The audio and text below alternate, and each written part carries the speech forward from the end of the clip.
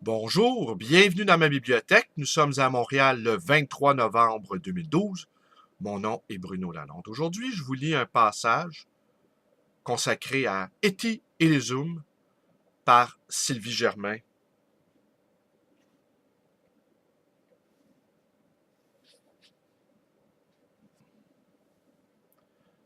Où il est question un tout petit peu de Martin Heidegger.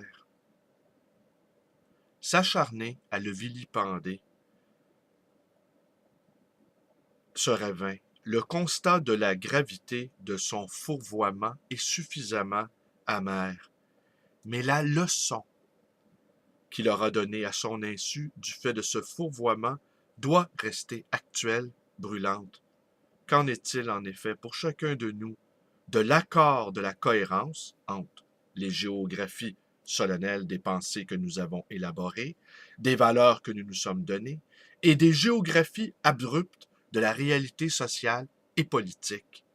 Sommes-nous sûrs que nous n'abritons pas, embusqués dans un obscur recoin de notre esprit, quelque malin génie qui se joue de nous, quelque sournois démon de la paresse, de l'orgueil, de l'égoïsme, de l'envie, du pouvoir, selon qui déjoue nos visées tant intellectuelles que morales, politiques et spirituelles, aussi bien qui gauchit parfois, vicie nos idéaux.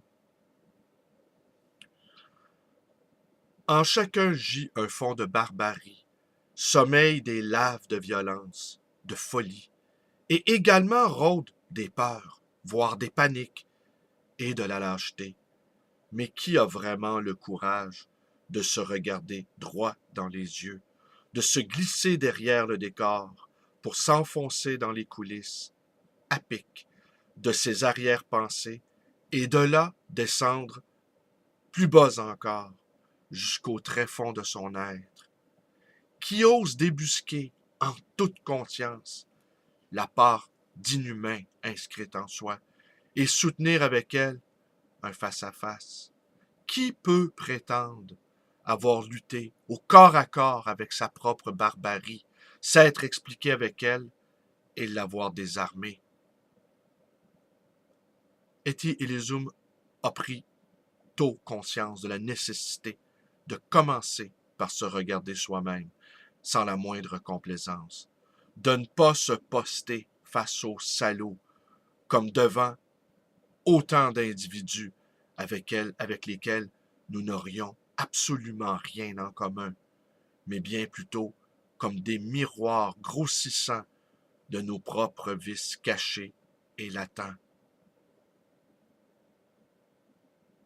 La saloperie des autres est aussi en nous, et je ne vois pas d'autre solution, vraiment aucune autre solution, que de rentrer en soi-même et d'extirper en son âme toute cette pourriture. Je ne crois plus que nous puissions corriger quoi que ce soit dans le monde extérieur que nous n'ayons d'abord corrigé en nous. L'unique leçon de cette guerre est de nous avoir appris à chercher en nous-mêmes et pas ailleurs. Non, pas ailleurs. Pas en empruntant la voie trop facile d'un manichéisme réducteur. Les bons d'un côté, les salauds de l'autre. Le malheur ne dispense pas d'un salutaire travail d'autocritique. Il rend même urgent le défrichage des zones ténébreuses, incultes, donc sauvages, que l'on porte au fond de soi, et dont on ne mesure jamais suffisamment l'étendue et l'écœurante vitalité. Etty Hillesum épinglait ses défaillances sitôt qu'elle se prenait en flagrant délit d'incohérence, de manquement au devoir qu'elle s'était donné. Quand on veut avoir une influence morale sur les autres, il faut s'attaquer sérieusement à sa morale personnelle. Je vis constamment dans la familiarité de Dieu, comme si c'était la chose la plus simple du monde. Mais il faut régler sa vie en conséquence. Je n'en suis pas encore là. Oh non, et parfois je me conduis pourtant comme si j'avais atteint mon but. Je suis joyeuse, j'aime mes airs, mes aises. J'appréhende souvent les choses en artiste plutôt qu'en femme responsable. Et j'ai en moi aussi le goût du bizarre, du caprice et de l'aventure. Mais assise à ce bureau dans la nuit qui s'avance, je sens en moi la force contraignante et directrice d'une gravité toujours plus présente, toujours plus profonde, qui m'oblige à noter en toute franchise, de toutes parts, j'ai failli à ma mission.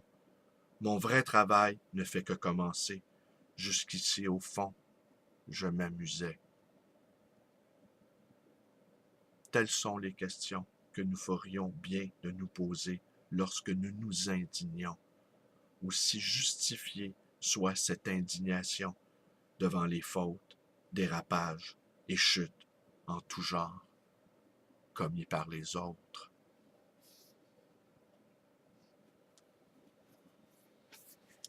Je pense que nous avons là de quoi alimenter notre réflexion pour le reste de la journée. Mais qu'en est-il de ces gens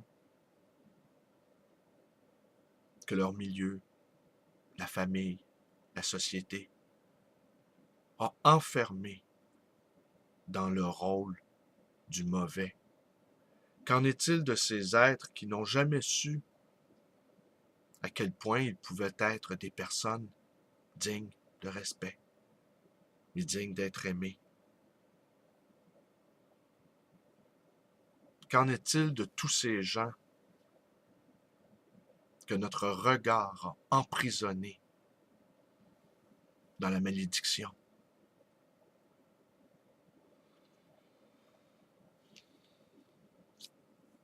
C'est tout pour aujourd'hui. Je vous remercie d'être avec moi. Vous connaissez la suite. Vous pouvez vous abonner à ma chaîne. Une chaîne de communion, au fond. Une chaîne qui vous invite à vous libérer de vos chaînes ou encore une chaîne qui vous invite à les reconnaître. En tout cas, moi, parfois, j'agite mes chaînes. Vous pouvez aller visiter ma page Facebook. Je ne sais pas si je vous recommande de devenir un ami lisant, car je suis un ami, il me coûte de l'avouer, un peu envahissant. Vous pouvez me téléphoner à ma librairie